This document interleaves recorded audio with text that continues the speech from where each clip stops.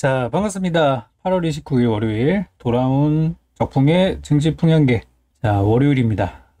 첫날부터 지난주에 있었던 잭슨홀 미팅 이후 시장이 많이 좋지 않았는데요. 그럼에도 불구하고 오늘 같은 장에서도 급등주들이 굉장히 많이 나왔고, 또 하락장에서 원래 좀 그렇잖아요. 가는 종목들만 계속 올라가고 못 가는 종목들은 계속 처지는 그런 분위기가 있을 거기 때문에 한동안은 요 돈들이 많이 모이는 업종에 대해서 분석을 잘 해놔야 될 것 같아요. 그래서 오늘 제가 찾은 업종들에 대해서 한번 알아보겠습니다.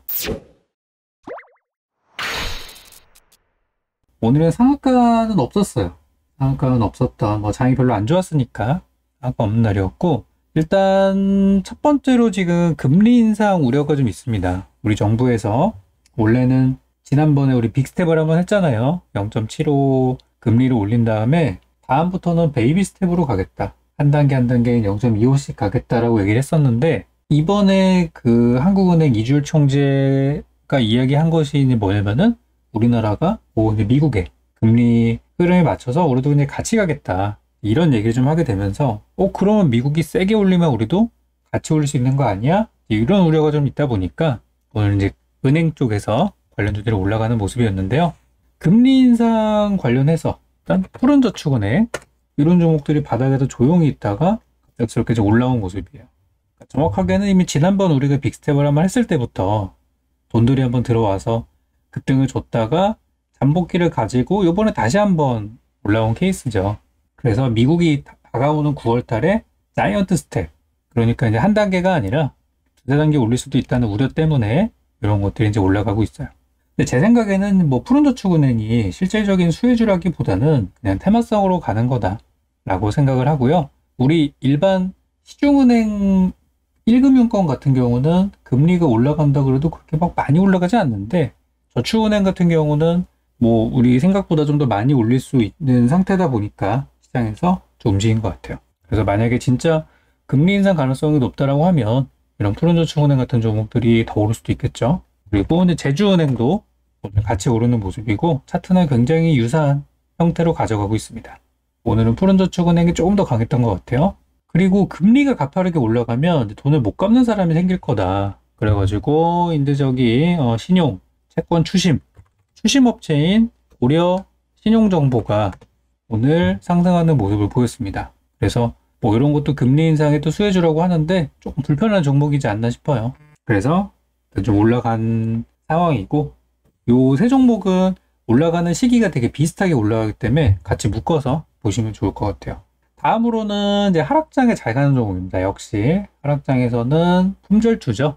품절주라 하는 우리 지분 구조를 봤을 때 시장에 유통 물량이 많지 않은, 그러니까 주가를 자주 사고 팔지 않는 대주주의 지분이 상당히 크다면, 여기 양지사 같은 경우는 예제로 들어보면은 최대 주주가 75.5%를 가지고 있고요. 자사주에서 14%를 가지고 있고 3대 주주가 5.25%를 가지고 있어요.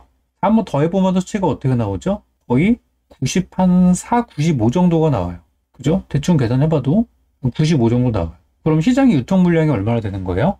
전체 상장 주식수 중에서 상장 주식수가 1,500만 주 정도가 되는데, 그 중에서 주식수가 95%가 다 여기가 있는 거야. 나머지 5%는 시장에 우리 기관, 외국인, 개인들이 나눠가지고 조금씩 갖고 있다는 거죠.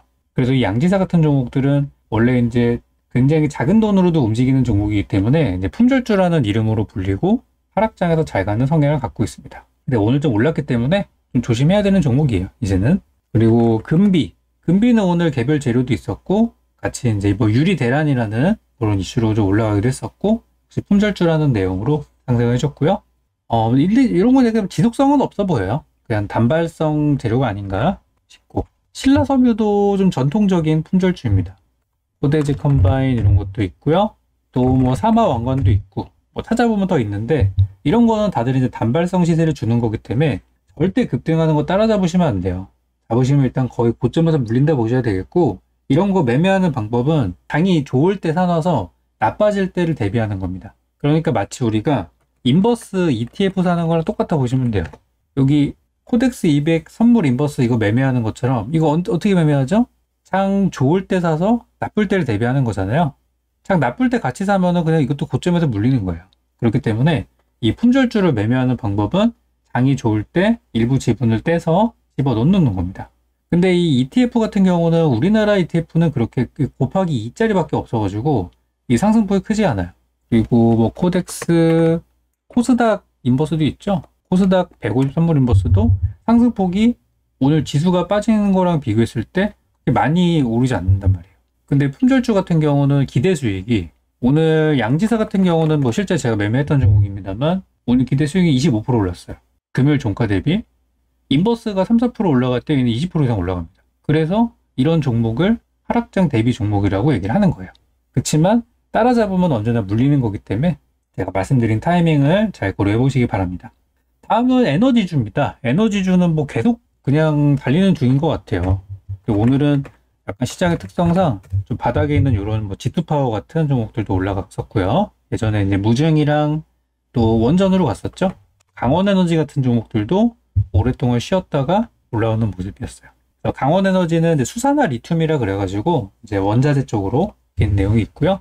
조광 ILI도 요즘 느낌이 좀 심상치가 않아요. 얘도 예전에 이제 무상증자 테마로 많이 갔다가 최근에 이제 저기 원전주 또 뭐 이런 재료로 다시 올라오고 있는데 사실 뭐 예전 여기까지 올라가는 건 힘들죠. 근데 기술적으로 봤을 때, 그냥 딱 현재 기술적으로 봤을 때는 조금 더 오를 수도 있는 그런 종목으로 저는 보여집니다. 너무 크게 기대하지 마시고.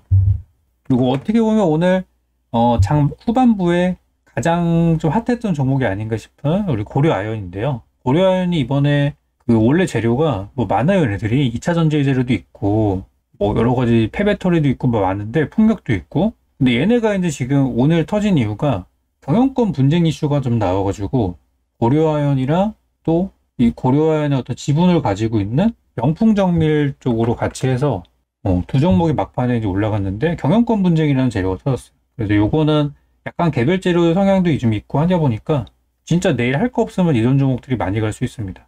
그래서 개인들은 오늘 그 사실을 모르니까 던져버렸고 뭔가 좀 조짐을 알고 있었던 기관들이 오늘 강한 베팅을 한 것 같습니다. 그래서 고려아연, 영풍정밀 보시고요. 다음은 배터리 쪽인데 배터리 쪽이 오늘 사실 제가 봤을 때는 진짜 시장의 주인공이었던 것 같아요. 왜냐면 크게 무너지지도 않았고 배터리가 잘 가는 이유는 이번에 미국에서 인플레이션 감축법이라 그래가지고 자국에 있는 자동차, 미국 차에게만 보조금을 주는데 상한선이 없어요. 그러다 보니까 우리나라는 거기에 이제 배제될 수 있다. 그러면 이제 한국차가 거기서 보조금 받으려면 공장을 빨리 져야 되는데 앞으로 2, 3년 사이에 아무리 빨리 줘도 뭐 1년에 뚝딱 나오는 게 아니잖아요. 그래서 2, 3년 사이에 공백이 생길 수 있다. 그렇다면 무엇이 좋은가? 배터리는 거기에 좀 더 자유롭다는 거죠. 배터리. 그래서 배터리님이 공장도 들어가 있는 것도 있고요. 그래서 오늘 관련주도 많이 올랐는데 주인공은 이수화학이죠. 오늘 완전 오늘 막 급등 슈팅에 나와서 신고가를 뚫어버린 유일한 배터리 종목이 되겠고 역대급입니다. 최근에 몇 년 사이에 가장 높은 가격대. 그래서 이수화학이 좀 올라갔었고 그리고 이제 폐배터리 쪽으로 해서는 뭐 성일하이텍 요즘 폐배터리 테마가 좀 있습니다. 세비캠도 좀 많이 올랐고요. 그리고 좀 지난 시간에도 계속 좋다는 얘기 드렸었는데 계속 가고 있죠. 그리고 EN플러스 같은 바닥에서 시작하는 종목도 있었어요. 그래서 저는 만약에 지금 산다면 바닥에 있는 거 사는 게 좀 안전하고 아까처럼 이제 신고가를 가는 종목을 산다면 좀 장중에 좀 보고 있으셔야 돼요. 화장실 가지 마시고 시세 떨어지면 바로 팔아야 되니까. 이거는 대응할 수 있는 분들에 따라서 접근 종목도 달라질 수 있다고 생각합니다. 자신 없다 그러면은 바닥도 사는 거예요. 그리고 뭐 많이 아시는 삼성 SDI 같은 대표적인 우량주들도 오늘 뭐 아침 시가 대비해서는 조금씩 오르는 모습입니다. 근데 이제 큰 종목들은 아무래도 지수 영향을 받다 보니까 LG 에너지 솔루션도 그렇고 흐름이 나쁘진 않다 정도이지 막 엄청 좋은 자리는 아니에요. 아모그린텍도 오늘 시세가 좀 나왔었는데요. 요거는 이제 저기 테슬라 리비안 쪽에 자동차 어떤 재료로 같이 올라간 상황이고 흐름은 괜찮죠.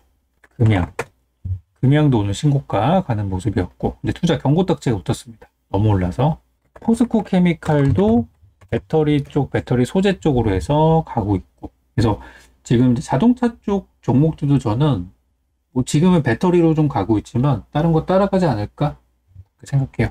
배터리주 흐름이 아직 좋고 아직도 죽지 않고 올라갈 만한 배터리주들이 아직 많이 있습니다. 우리 시장에서는. 그리고 이제 네옴시티랑 우리 저기 우크라이나 재건이랑 우리나라 인프라 해가지고 뭐 저 건설주들이 좀 가고 있죠. 도어 엔지니어링이 네옴시티로 올라가는 모습이었는데 또 나쁘지 않았던 것 같아요. 장 끝날 때쯤에 뉴스가 나와가지고 그래서 건설주들 되게 많아요. 도화 말고도 뭐 무슨 건설 이런 거 있잖아요. 건설 기계 장비 막 이런 것들 다 포함되는데 다들 나쁘지 않다 봅니다. 저는 제가 나쁘지 않다고 얘기하는 거는 오르긴 오를 텐데 당장 내일 가겠냐 이런 느낌이죠. 자리들은 나쁘지 않지만 그래서 건설주들도 저는 좋게 봐요. 다음은 이제 신규 테마. 방금까지 이제 좀 종목들이 좀 가던 종목들이에요, 보면. 근데 이제 신규 테마. 이제 막 시작하는 종목인데요. 오늘도 리오프닝 쪽이 흐름이 좋았어요. 시장에서 관심들이 많이 없었던 것 같은데, 참 좋은 여행. 오늘 느낌 좋았죠? 모두 투어. 괜찮죠? 하나 투어. 노랑 풍선. 그리고 레드캡 투어까지 해서 오늘 전부 다 양봉이 나왔는데, 다가오는 추석 연휴가 4일입니다. 그래서 4일 이 추석 연휴 때 뭐 해외여행부터 해서 엄청나게 지금 판매가 되고 있다고 해요. 왜냐면 이번 끝나고 나면 또 연휴가 또 이렇게 긴 연휴가 없잖아요. 올해 마지막 연휴이기 때문에 여행 수요 마지막 수요가 크게 늘어나고 있다고 합니다. 또 주가도 바닥이기도 하고 또 확진자가 줄기도 하고 뭐 겸사겸사겠죠. 그래서 이제 이런 여행주들이 오늘 바닥에서 많이 오르는 모습이었고 이거는 뭐 하루아침에 끝날 테마는 아니에요. 한동안 좀 이어질 것 같고요. 여기 기사 나오죠? 입국 전 코로나 검사 폐지될 가능성이 있다. 이렇게. 그래서 외국에서 관광객들이 많이 오면 화장품 같은 것도 많이 사주기 때문에 우리 지난 시간에 안 그래도 그런 얘기 좀 했었어요. 지난 금요일 보시면은 신규 테마로 화장품도 제가 언급을 했었죠. 자, 그리고 이제 카지노나 면세점도 다 똑같은 맥락이에요. 여행 관광객들 들어오고 하니까 카지노 좀 사람들 가고 외국인들 강원랜드 뭐 파라다이스 GKL 또 오지 않겠냐 이제 그런 개념으로 조금씩 오르고 있고 수급도 괜찮아요. 무난합니다. 그리고 이제 면세점 호텔신라 JTC 지난 시간에 봤던 것들인데 뭐 오늘 약간 눌림목이었는데 대부분 보시면은 지수보다 강했어요. 그래서 저는 리오프닝 쪽 여행이나 요 관광객 증가에 따른 수혜 업종들 뭐 화장품도 포함입니다. 이런 섹터들은 좀 더 계속 봐도 될 것 같아요. 적으로 그리고 이제 마지막 종가 매수가 오늘 이렇게 많이 보이진 않았습니다. 많이 보이진 않았는데, 아까 봤던 뭐 성일하이텍 이런 게 막판에 좀 들어왔고요. 세비캠도 좀 들어왔고, 이런 이제 배터리 쪽이 막판에 좀 배팅 들어왔고, 건설 쪽이 들어오다 좀 말았는데, 뭐 건설 계속 가지 않을까요? 오늘 세아특수광 이런 것들도 생각보다 죽지 않더라고요. 그래서 건설 이슈는 좀 더 전 이어질 것 같다는 생각이 들고, 지난 시간에는 제가 좀 명확하게 종목들을 좀 찍어 드렸었어요. 여기 이제 지난 금요일 날 영상에 올라갔던 대한전선 오늘 어땠습니까? 아주 훌륭했죠. GSE 요거도 아침에 시가에 들어갔으면은 한 6% 7% 먹는 거예요. 그죠? 6% 정도. 특수건설 요 녀석은 좀 못 갔어요. 그래서 아침에 마이너스 출발해가지고 좀 못 갔는데 뭐 좀 더 기다려 보시죠. 건설 쪽이니까. 아우아이비는 오늘 아침에 갭 상승을 해서 좀 아쉽지만 가지 못하는 흐름이었어요. 이렇게 돈 들어온 종목들이 이렇게 보였는데 오늘은 잘 안 보이더라고요. 오늘은 지수가 좀 별로라서 그런가 뚜렷한 재료가 잘 없었어요. 그래서 건설 쪽이 그나마 좀 괜찮지 않나? 뭐 그렇게 보고 있습니다.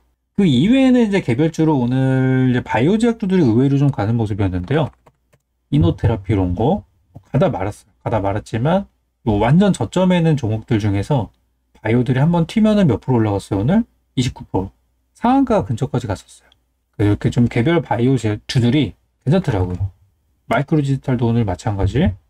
에이트원 같은 종목은 오늘 삼자배정 유상증자랑 뭐 방산주라는 재료 때문에 좀 잘 갔었고, YIK 이런 거는 뭐 반도체 쪽, 삼성전자랑 수주가 있어서 이제 올라갔는데 다들 보면 급등했다가 이제 이어지지 못하는 좀 아쉬움이 있었습니다. 장이 좀 그렇다 보니까 네오위즈는 게임주 중에 혼자 독주하고 있는 상태인데요. 다른 게임주도 같이 갔으면 좋겠죠. 벌써 주가 바닥 대비 100% 올랐어요. 그래서 저는 올해 하반기 게임주를 좀 좋게 보고 있는데 네오위즈 뒤를 따라가기를 한번 기대해보고 있어요. 박셀바이오는 오늘 좀 중간에 해프닝들이 많이 있었죠. 급락했다가 여기 이제 공시 나온 게 뭐 문제 없다고 해가지고 반등을 좀 했는데 좀 이제 심란해요. 이런 거는 솔직히 많이 올랐으니까 안 건드리는 게 사실 제일 좋습니다. 여기서 간다 하더라도 솔직히 이거는 운이 좋아서 수익 나는 거예요. 마지막으로 이제 고려와 아까 전에 봤던 경영권 분쟁 이런 재료가 오늘 있었어요. 그래서 요즘 시장을 보시면 우리가 생각하는 우량주보다는 완전히 개별주, 완전히 테마주로 쏠리는 모습인데 이게 9월 초까지 이 상황이 이어질 수 있어요. 그래서 제가 분석한 종목들 위주로 잘 공략해 보시기 바라겠고요. 제가 바닥주랑 강한 종목이랑 이렇게 나눠가지고 설명을 드리기 때문에 자신 있다 그러면 강한 종목 따라 들어가서 단타하는 거고, 나는 잘 모르겠다 그러면은 바닥주 사서 조금 천천히 가는 거를 저는 권해드립니다. 오늘 제가 정리해드린 내용은 여기 구글 플레이 주식용어 사전 요 어플을 통해 가지고 다시 한번 확인할 수 있고요. 우리 주식강의연구소 제가 영상 계속 올리고 있으니까 오늘 처음 오신 분들 구독, 좋아요 많이 눌러주시고 또 수익 내신 분들의 댓글도 많이 기다리고 있도록 하겠습니다. 어플도 많이 다운받아 주시고요. 그럼 저는 다음 영상에서 또 돌아오겠습니다.